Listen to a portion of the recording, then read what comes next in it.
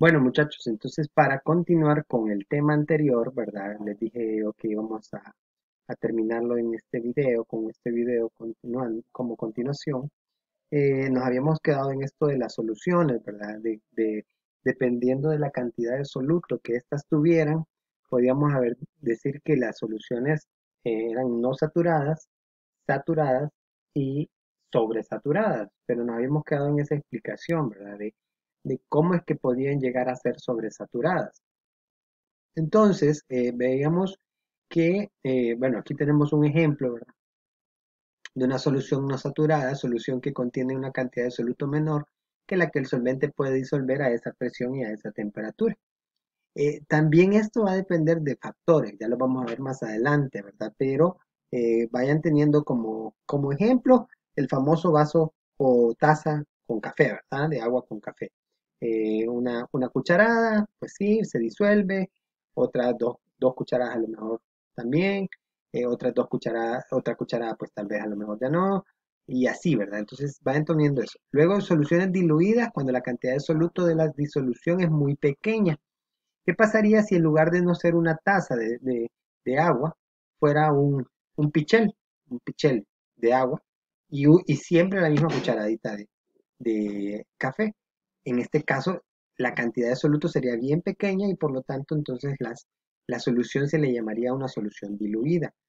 La característica general de la solubilidad dice, como ya fuera descubierto hace varios siglos, lo similar disuelve a lo similar. Las sustancias iónicas son solubles en solventes iónicos y las sustancias covalentes son solubles en solventes covalentes. Para que entendamos un poco esto, vaya, un ejemplo puede ser el hecho de que eh, si usted se pone a querer lavar trastes que tengan mucha grasa, usted ha cocinado con mucho aceite, con mucha grasa, alguna comida con mucha grasa. Si usted le echa, por más que le eche agua y agua y agua y agua, la grasa no se disuelve. Entonces, ¿qué pasa? Usted le tiene que agregar algo que se disuelva. En este caso, detergente o jabón para, para trastes. ¿Por qué? Porque ese son similares, o sea, son sustancias similares. Entonces, esas sí disuelven a la grasa. Entonces, para que tengan un ejemplo, los jabones anteriormente, ¿verdad? En la antigüedad, se fabricaban con la grasa de los animales. Entonces, ¿qué pasa? Es como dice la frase ahí, lo similar disuelve a lo similar. Por más que usted le agregue agua, eso no va a disolver la grasa. Necesita algo similar a la grasa. Entonces, eso tiene que ver mucho con la solubilidad. ¿Qué factores son los que afectan o favorecen la solubilidad? Primero, la superficie de contacto, dice. La interacción de soluto-solvente aumenta cuando hay mayor superficie de contacto y el cuerpo se disuelve con mayor rapidez. ¿Qué quiere decir esto? Volvemos al ejemplo del café. Ustedes han visto que hay diferentes tipos de café. Está el café en grano, está el café molido y está el café instantáneo. ¿Cuál es la característica del café instantáneo? Que el café instantáneo son partículas bien pequeñas, son muy, muy pequeñas, está pulverizado casi. Entonces, ¿qué quiere decir eso? Que eso fácilmente, como son tan pequeñas, esas partículas entran en contacto con el agua. Caso diferente, el café eh, triturado, ¿verdad? O peor aún, el café en grano. Entonces, dependiendo de la superficie en contacto, o sea, qué tanto el soluto entre en contacto con el solvente, eso va a facilitar o no que se disuelva o no el soluto en el solvente. Entonces, esa es la superficie de contacto. Luego, la agitación. Esta sí, esta es más fácil de entender, ¿verdad? Porque casi siempre lo hacemos en casa, ¿verdad? Cuando ustedes hacen una solución, volvemos al ejemplo del café, normalmente echan la cucharadita de café en el agua y lo revuelven, ¿verdad? Lo agitan con la misma cuchara.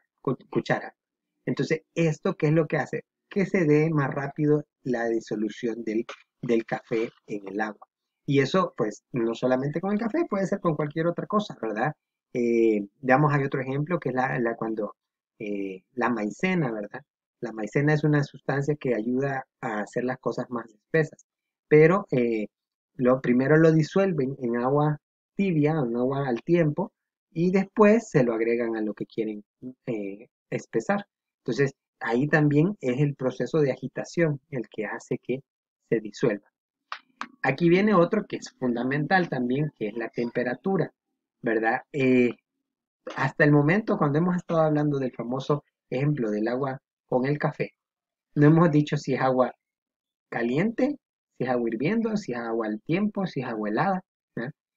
Trate de usted hacer el mismo experimento de agregarle una cucharada de café a agua caliente, a agua helada, a agua al tiempo y a agua caliente o hirviendo, y usted va a ver qué es la diferencia, que no se disuelve igual.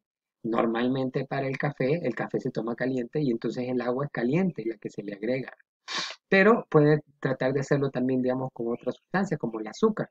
Puede preparar agua con azúcar. Si usted le agrega un vaso de agua al tiempo azúcar, ¿verdad?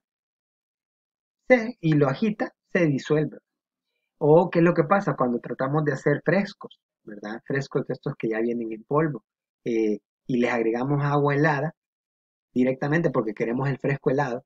¿Eso qué hace? Que cuesta que se disuelva el fresco. Entonces, la temperatura es bien importante, ¿verdad? Como dice ahí, al aumentar la temperatura se favorece el movimiento de las moléculas, que hace que la energía de las partículas del sólido sea alta y puedan abandonar su superficie disolviendo. Y la última es la presión. Esta influye en la solubilidad más que todo de los gases, ¿verdad? Acuérdense que los gases, ¿verdad? Ellos se adaptan al recipiente que los contenga, ¿verdad? Y entonces, dependiendo si usted tiene, digamos, los tanques de oxígeno, ¿verdad? Usted los ha visto, pero ahí mismo en otros tanques pues, puede usted meter más gases. Entonces, dependiendo de qué tanta presión se le haga en el recipiente en el que se agreguen los gases, así va a ser la solubilidad con la que ellos van a interactuar. Eh, cómo se expresan las concentraciones de soluto y solvente? ¿Verdad? Dice, es la cantidad de soluto contenida en una cantidad determinada de solvente o solución. Los términos diluida o concentrada expresan en concentraciones relativas. Para expresar con exactitud la concentración de las soluciones se usan sistemas como los siguientes. Miren, primero está esta, ¿verdad? Porcentaje peso a peso. Básicamente es dividir eh, el peso del soluto entre el peso de la solución y eso hacerlo, multiplicarlo por 100. O sea, pónganle que fueran 10 gramos de café versus 1000 gramos de la solución completa, se divide 10 entre 1000 y se multiplica por 100 y eso nos da un porcentaje. Nos está dando el porcentaje de soluto versus la solución. Luego también tenemos porcentaje de volumen. Esto ya es diferente porque ya no estamos hablando de masa, sino que estamos hablando de volumen.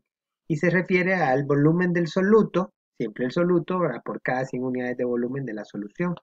Entonces, ya no estamos hablando de que tendría que hacerse más que todo, dependiendo de más que en los líquidos aplicaría porque son más de volumen, ¿verdad? Digamos una cucharadita, ¿verdad? De café, eso es una cantidad de volumen, ¿verdad? O se puede diluir y entonces eso agregarle ¿qué? A un litro de agua. Entonces se divide el volumen del soluto entre el volumen de la solución y igual se multiplica por 100. Y luego está el porcentaje del peso contra el volumen, que esto sería lo más fácil, ¿verdad? ¿Por qué? Porque vayamos en las soluciones que tenemos soluto sólido y solvente líquido, sabemos que el soluto pues serían gramos, ¿verdad? Entonces serían gramos de soluto entre mililitros de solución. Entonces póngale, podría ser 10 gramos de café entre 1000 mililitros de agua. Entonces esto se divide y luego también se multiplica por 100. Entonces con esto, ¿verdad? Se calculan, ¿verdad? Estas son fórmulas para el cálculo de la solubilidad, ¿verdad? En las concentraciones de agua, ¿verdad? Es importante que tengamos claro, ¿verdad? Que esto se utiliza en la vida diaria, ¿verdad? Por el ejemplo que les he estado poniendo, eh, también, digamos, la gente que cocina, ¿verdad? Tiene mucho que ver en esto. En la construcción podemos verlo también, ¿verdad? La gente que hace las mezclas de cemento con arena, con agua, también ahí, ¿verdad? Es una cierta cantidad de cemento con una cierta cantidad de agua y así, etcétera, etcétera, para hacer una mezcla de cemento. Entonces son cosas que se aplican en el día a día y que son parte importante también conocerlas. Bueno, espero que les haya quedado claro, ¿verdad? Con esta explicación. Y vuelvo a insistir, ¿verdad? Cualquier cosa, pues estamos para servirles y que me cuestionen, que me pregunten cualquier duda que les haya quedado en clase. Nos vemos, muchachos, como siempre, un gusto saludarlos.